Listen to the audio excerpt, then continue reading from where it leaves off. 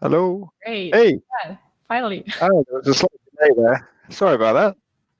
Sorry, everyone. Yeah, Apologies. it's always the case. I think everyone knows it already from the last months in lockdown. So no worries. Great. Okay. So most important person is here. Right. Perfect. So Good. Darren, nice to meet you again virtually. Thank you. Audience. This is Darren West. He's joining us from the UK, and he's in SAP's business development. He's the business development director for a new circular economy and for different specialist products like agriculture and so on. So today we will talk about on how technology can actually help to tackle plastic pollution and the circular economy as well. So please again, post your questions in the chat, and then we are happy to discuss them afterwards. Cool. So the stage is Okay. yours, Daniel. Thank you. I'm just going to share my screen. Let's hope this all works okay. Can everybody see okay? Yes, we can see it. Excellent. I love it when technology works. Great. And you can all hear me fine, yeah? Yes, working perfectly. Excellent. Okay. Right. So the brief for me was quite interesting. How can technology change the world for a better? So what I want to do is take you through some work we're doing with the circular economy here at SAP. So Daniel explained our strategy earlier, what we're doing to become both, set a good example as a company, but also to enable our customers to become more circular and thereby have a very positive impact on the world. And so what I'm going to do is I'm going to take you through kind of a little bit of the background to the problem as we see it. And then I'm going to actually talk about some of the things that we're actually doing. And I'd love to take questions on that if you'd like to know more. So let's just move on. So first of all, what I'd like to explain is the actual size of the problem as we see it in terms of the circular economy and the linear economy. So where we are right now is what people call the linear economy, which you could summarize as like we take stuff out of the ground, or we grow things, or we mine them, and then we make goods and services and food from that, and then we use it and we throw it away. And typically what happens is it goes into landfill, it ends up in the ocean. Only a very, very small proportion of that is recycled. And as you can see here, if you look at this report from Circularity Gap, it's only about 9%, 8 to 9% of the world's resources are actually recycled, which is clearly unsustainable. We're going to run out of resources from our planet. So we need to operate within these planetary boundaries.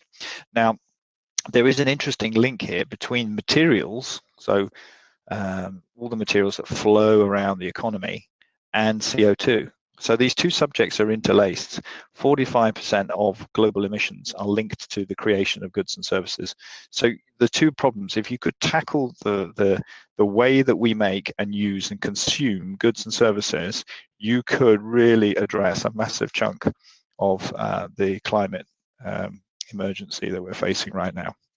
And of course, through the use of extraction of materials and the use of water as well, there's a huge link also with the issues of biodiversity. So as you can see there, 90% of the biodiversity loss is linked to resource extraction. So, and if we then focus in on plastic, excuse me, plastic is one of the troublesome products. I mean, it's good and it's bad. There are pros and cons of plastic. It's one of those materials that's incredibly useful, as you will appreciate, but it also it's a terrible polluter if it leaks into the ocean, particularly. So there are 350 million tons of plastic produced every day, and that is increasing at a phenomenal rate. And 8 million tons of that enters the ocean. So we need to do something about plastic to get that more recycled. So that's where we are. Quite shocking statistics, I think you'll agree. Now, underpinning all that is good data. So if we have, from our perspective, if we think, okay, we need to fix this, one of the first things you need to do to tackle any problem is get a handle on the data to understand the problem. And there's lots of very good research happening out there now, and you'll see it from people like Ellen MacArthur and Circular Economics and many, the World Economic Forum in particular, many organizations starting to draw this data out. But wouldn't it be really cool if you could link all the systems from, say, producers and consumers and governments, all that data that exists out there, you can look at that in real time. So this is kind of where we see a big company like SAP, who really are really good at data. This is how we can help. So let's look at this from a slightly different angle. On the left-hand side here are all the different tons of materials that are produced. And on the right-hand side, where they go. And you can see the way that materials flow through an economy in a linear fashion.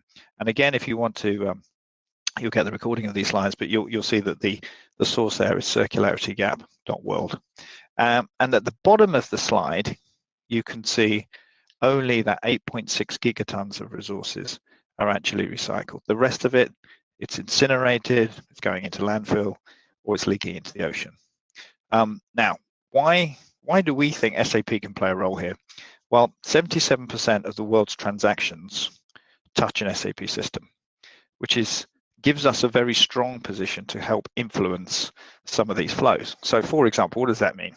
So that means we deal with 15,000 million product companies.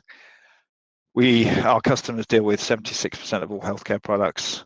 98% of the 100 most valuable brands, they're all SAP customers. So we feel that we could influence this flow. So some highlights, as you may have heard from earlier, from Daniel, our CEO, Christian Klein, stood up at the World Economic Forum at Davos in January this year and said, we want to help our customers to clean up the ocean. So we've signed up to the World Economic Forum GPAP program, which is as a global member, which means that we are committed to tackling the problems of ocean plastic. I'm very proud to be involved in that program. We're also members of the Ellen MacArthur Foundation and various other bodies. So we're really getting very committed to this. And this is something that's happened in the last year or two, where we've really focused on circular economy. So here is a diagram that those of you that have studied some Ellen MacArthur Foundation materials will be familiar with. So this is the circular flow. So the idea is, if I just summarize kind of the thinking, you can create a circular flow of goods and services, break it down into these various chunks. And by doing so, that allows us then to focus on how can we influence those flows and improve those flows to make them more circular. So if we start at the top of the diagram, we've got the innovation cycle. So we innovate, we design, then we source materials. So we innovate and design, we come up with an idea, we design a new product, we source materials for that new product, we plan the production of that product, we then make the product, we then sell and deliver the product to, say, consumers. They use it, we then track what happens to those materials. We have to collect those materials after they've been used and then bring them back into reuse and recycling. So that's the basic cycle. And then, of course, if it's a biomaterial, then it goes through a slightly different cycle. But then the principle of the circular economy, that is everything that's waste is a valuable resource. It's not something you throw away. It's a valuable resource that can be moved as a feeder for the next part of the cycle, just like in nature. In the nature, there is zero waste. Everything is food for something else, if you have to think about that. So in our processes, we've divided this in our thinking in SAP into a number of focus areas that we can help in. So the first one is responsible design. So we take the innovate and design principles and we say, okay, how can we create software that helps our customers to design more sustainable products? The second area is responsible sourcing. And I'm going to give you an example of this in a minute. So this isn't all very academic. I'm going to give you some examples. The second area, so responsible sourcing of materials. How can we ethically source materials? So we're either sourcing more recycled materials, or when we are mining or creating from primary, we're doing it in a very ethical way so that we can recycle those materials. And then when we produce a product, so into the plan, manufacture, sell phase, we've got to do that in a way where we are taking full account of our environmental responsibilities. So not only the material flows, the financial impact, what we should be doing is looking at the impact on the environment as well. So we should be designing products in a much more sustainable way. And we should also be playing our role as corporate citizens and, for example, paying the appropriate EPR taxation, etc. And then in responsible consumption, that's how do we help consumers, for example, by being able to scan a barcode? Can they then see, where's this product come from? Can I trace it all the way back to its origins? Am I comfortable that this is a product I want to buy? And then to resource recovery and reuse. So we go all the way around in terms of like, once that product's been thrown away and hits the waste stream, where does it go? And how can we track those materials so that we can bring them back in? Okay, so that's the concept. Now let's have a look at, well, how do we actually do something about that? So in SAP, what we've come up with is these 4 areas.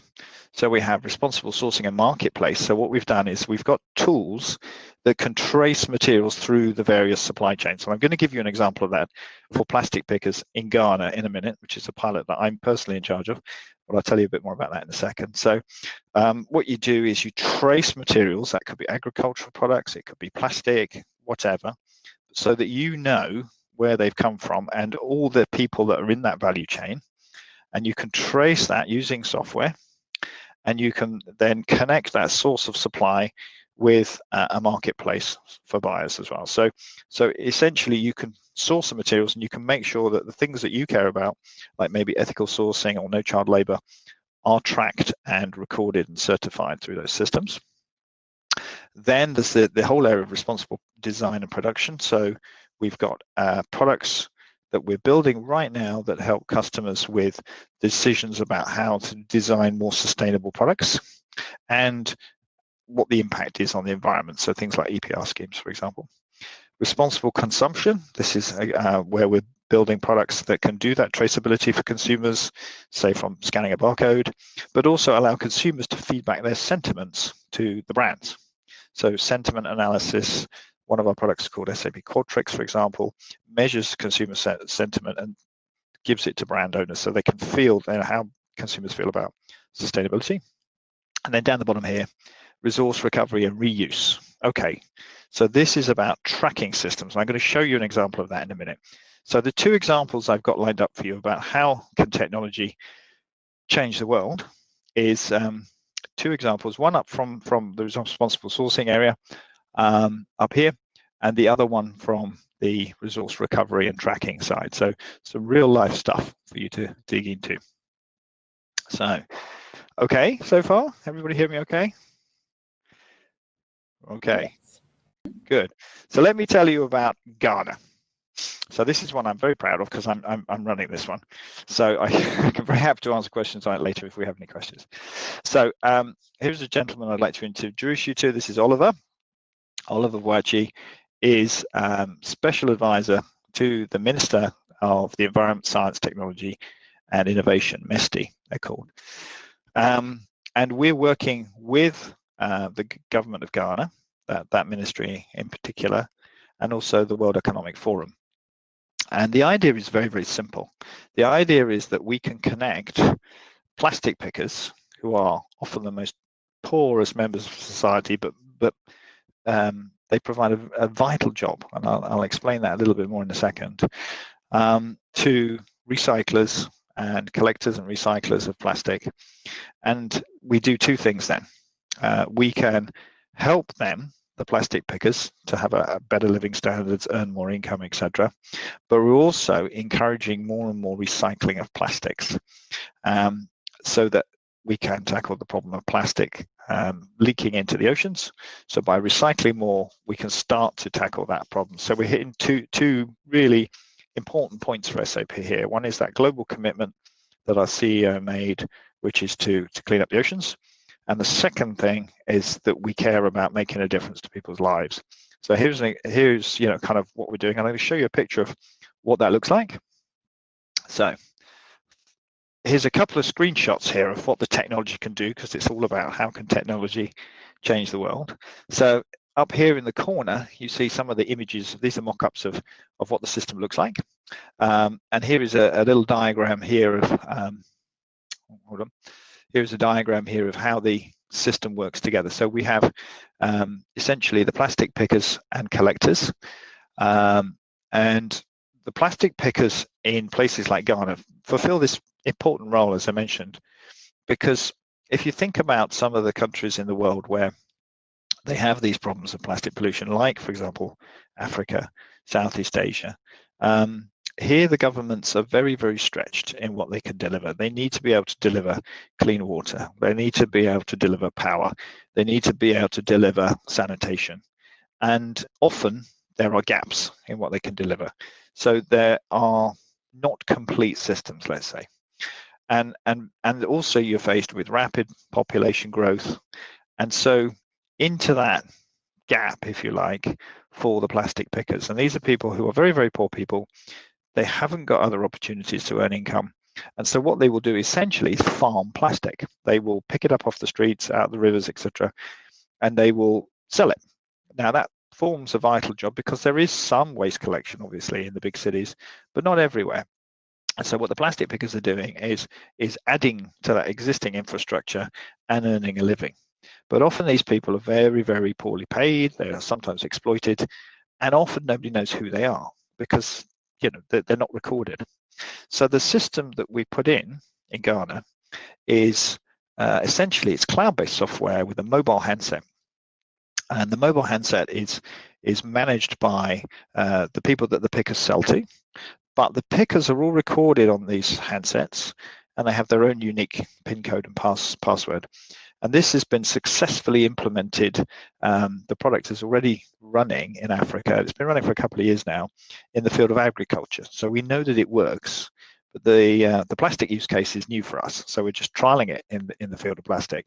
But we know that it works for rural farmers in Africa because we've had that running now. So it helps farms to grow more crops, cashew nuts, coffee beans, etc. And because of the successes of that product in that area, we thought, okay, we can apply this to the problems of plastic. So we know very much how to make it work. So if I just explain a little bit more. So essentially, by connecting the pickers to the agents and recording the data, you can record what volume of material they collect, what prices are paid, for example, and also you can survey the pickers. You can ask questions about, okay, do they have children? What level of income generally do they have? What's the level of education? Are they male? Are they female? All sorts of interesting socioeconomic questions. And therefore you can track how that improves over time. So generally speaking, what we hope to see is, because we are shining a light, if you like, the light of data onto these pickers, we can see, first of all, their current conditions, but we can aim to improve them. We can also see the prices paid, which means that we can start to influence that and make sure there's no exploitation. For the people at the other end of the scale, the buyers, so these are the big companies that want to recycle this material and then reuse it, so that they have recycled plastic in their bottles, for example. What they want to see is they want to see volume. They want to know, where is this plastic? Let's get good, reliable data on this plastic, because then when they have that, they can start to invest more in recycling plant. And as there is more and more investment in recycling plant, then the price obviously drops, and that means that it's more attractive to use recycled material. So the more recycling we do, the better the price. The better the price, the more is used. So it's a very virtuous cycle, but you can't start that without good data. So final summary on that one. There's a little video here. Not sure if this is going to work. Let's see if we get this to work. Tell me if this works. Should I share it instead? Yes, please. That would be good. Okay, great. Oh, I can hear it. Can you hear it? Give me a sec. Can you hear something? No, we can't hear something. Can you hear it or not? No. Okay. All right. Let's get you to do that. I'll get you to do that. Yeah. The screen. Oh wait, I forgot to share audio. Typical. Okay.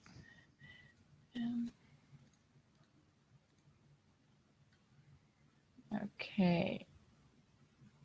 you can see something now. Can you give me a signal? I'm not sure if you're sharing your screen yet. Should be normally.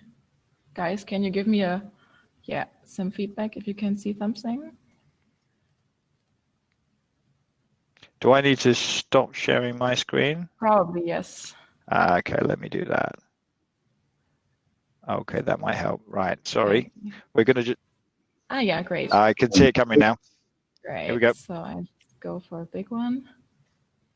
% of plastics are recycled annually in Ghana, but the government has a plan to build a domestic recycling industry that will reduce waste, protect the environment, and support waste pickers. Waste picking is a means of survival for poor, mostly female urban dwellers across Africa and other developing regions. In Ghana, they recover at least 218 tons daily. SAP developed a solution that shows pickers market prices for plastics so they're not exploited. Waste recyclers and manufacturers know how much waste is collected and where, providing data to decide where to build recycling plants. Also, the government can track conditions of waste pickers so it can support them better, bringing the pickers, private and public sectors together to protect people and the planet. Yeah, so if you want to see that, it's on YouTube. You can Google it. Just Google SAP Cloud Tech in Ghana and you'll find it. Okay, so thank you. The link also in the we'll chat. Put the link in the chat. So thank you for playing that. The way with presenting and then playing a video, it's always good to have two people do that. So forgive us for doing that, but that was easier. So I'm going to go back to my presentation now. Reinhild's just put that in the chat, so you can see the link there if you want to have a look. So hopefully I'm sharing again. Everybody see that okay? Yep. Mm-hmm. Yeah, cool. Right. Okay. So just to summarize on that, hopefully the video was a lot more succinct than I was, but I can answer questions if you have them.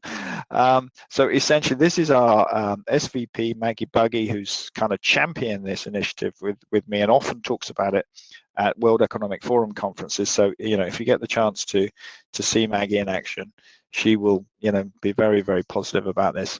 But yeah, as I said before, this is just so critical. We need to put, to answer your question that you posed me of how can technology change the world? Well, here's one example. We put in systems that just connect up, informal economy stuff and bring it into more of a formal economy. And because we're using digital technology, it means we can do all these wonderful things you heard about in the video. And there are benefits for everybody in the supply chain. And fundamentally, we improve the amount of recycling of plastic, so less goes into the ocean. And for the waste pickers, we can really improve their lives. So that's a really clever but simple, really, use of technology to help people's lives. So let me show you one more, and then I'm done.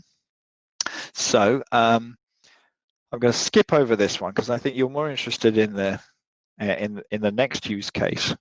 So we did some research recently at Davos, where you remember I referred to that earlier, where we made our commitment about cleaning up the ocean. And we did this survey, and we presented at Davos the fact that 61% of people don't know how to access or don't have access to recycling, which is a scary number. So we are working and have built a pilot for the country of Scotland with a company called Topolytics, which you can Google. I recommend you Google Topolytics. Fantastic firm, a small startup based in Edinburgh, in Scotland, and their technology expertise is they're really, really good at data algorithms, and they've decided to focus on waste.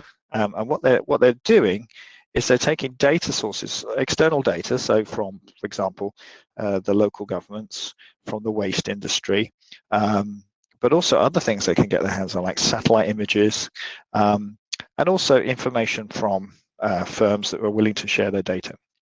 And what they do then is they construct models, mathematical models, of if a material, let's say a tin can or a paper or plastic bottle, is thrown into a waste stream in a certain city or a certain location, they can work out where it goes, which is very cool.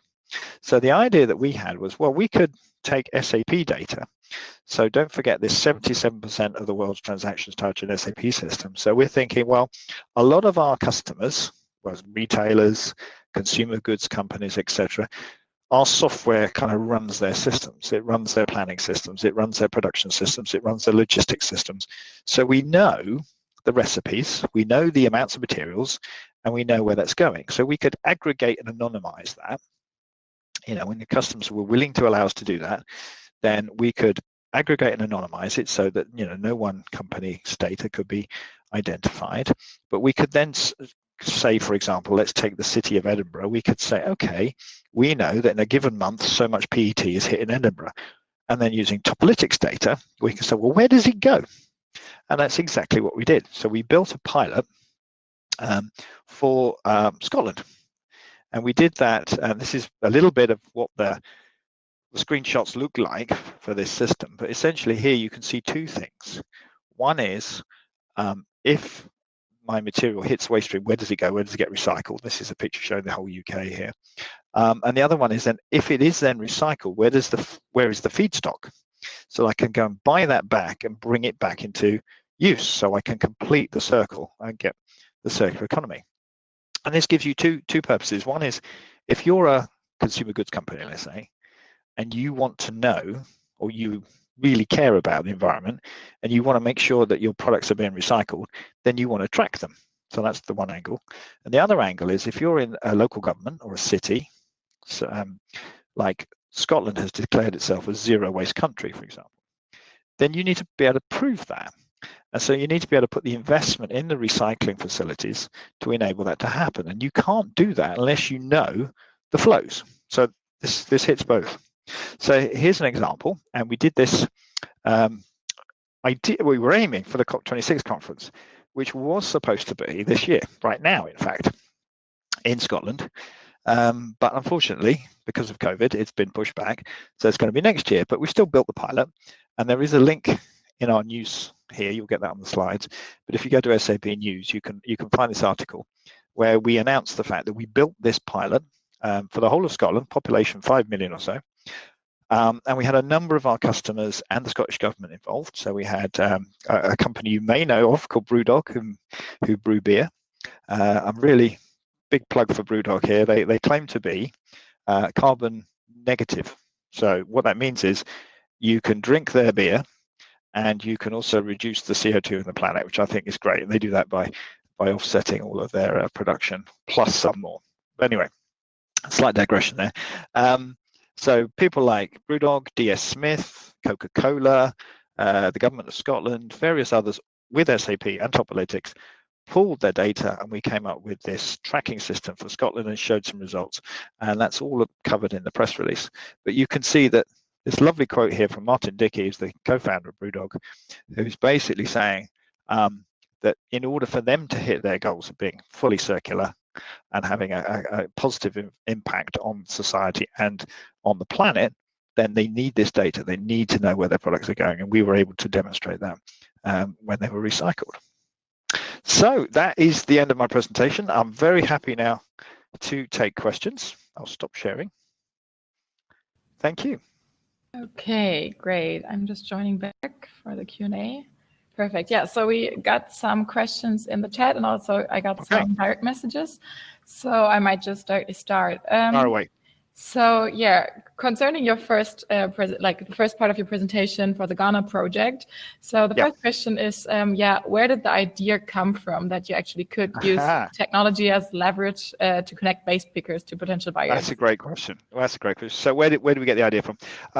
It's because we well, if you like the idea of recycle, reuse, which we're real big fans of, we actually recycled an existing product. So I mentioned it briefly. There was a product called SAP Raw Sourcing Management, which connected farmers, and it connected really kind of poor smallholder farmers who grew things like coffee, cocoa beans, cashew nuts, that kind of thing, to a supply chain digitally. And that had a number of benefits by knowing who they were, whereas before it was all very manual, very informal, nobody knew who they were. By registering them in the system, connecting them to collectors, aggregators, and buyers, we were then able to help them to know who they are. We could impart kind of training. We could get them more productive. We could check on their welfare, etc. But we could also connect them to more markets. And so as they got more productive, they grew more crops and they got more wealthy, and everybody in the chain benefited.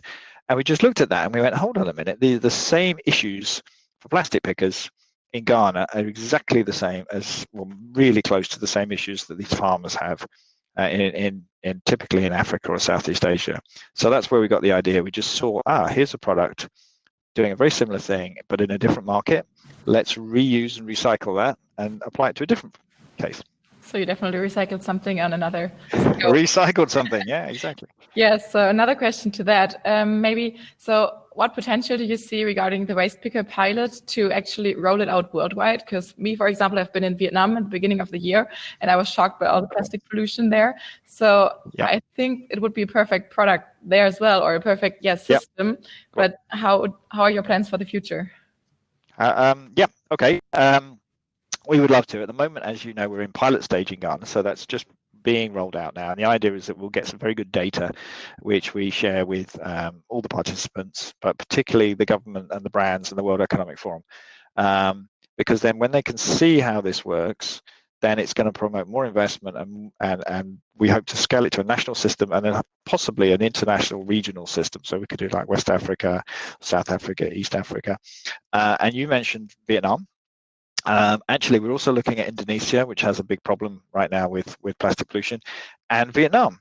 So the World Economic Forum has what they call an NPAP, which is the national pact level of GPAP in Vietnam. So we'd be very happy to run a pilot there. So the idea is that we can use our technology to do that, and we're not all about it's all SAP.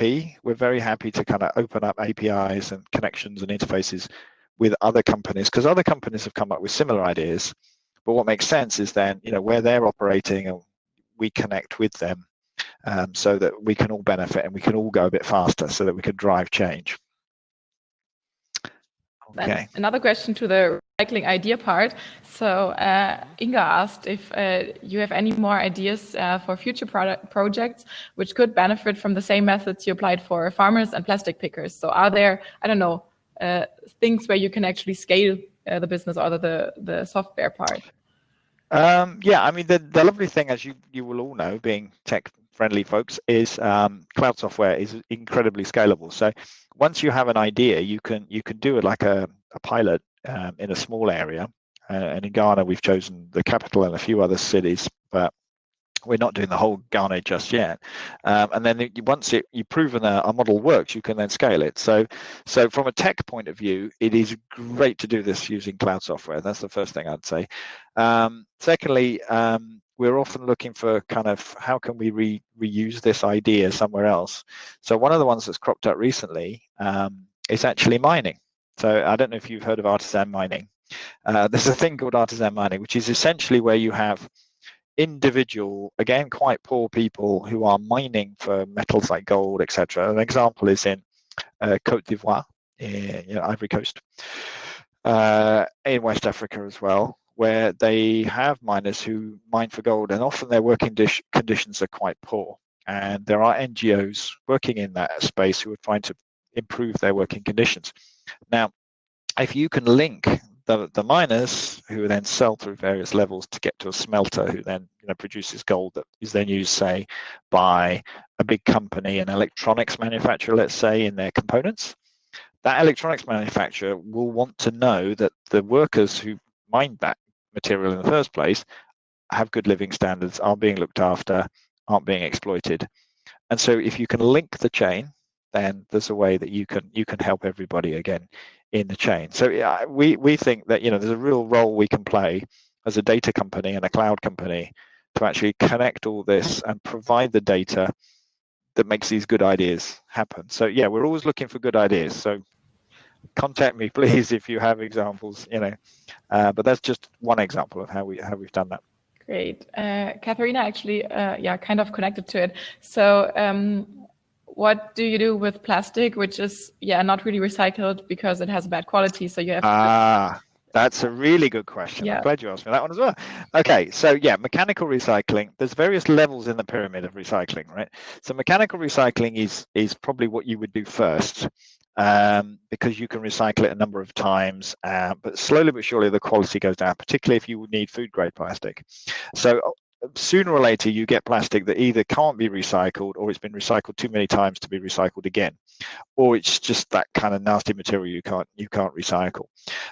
So in that case, the only alternative you have is chemical recycling. So what we do there is a chemical recycler will take mixed different kinds of plastics, essentially boil it up to the base monomer, and that forms a resin that can then be reused for new plastic production. So the idea would be, and we've got something working with another SAP company, which I should mention, called SAP Green Token. And there is a pilot going on in Indonesia for this, where they're doing exactly that. They're taking mixed bundles of different kinds of plastics through chemical recycling to produce a resin that can then be used again for new bottles, etc. But the problem there is proving that the original input was recycled material.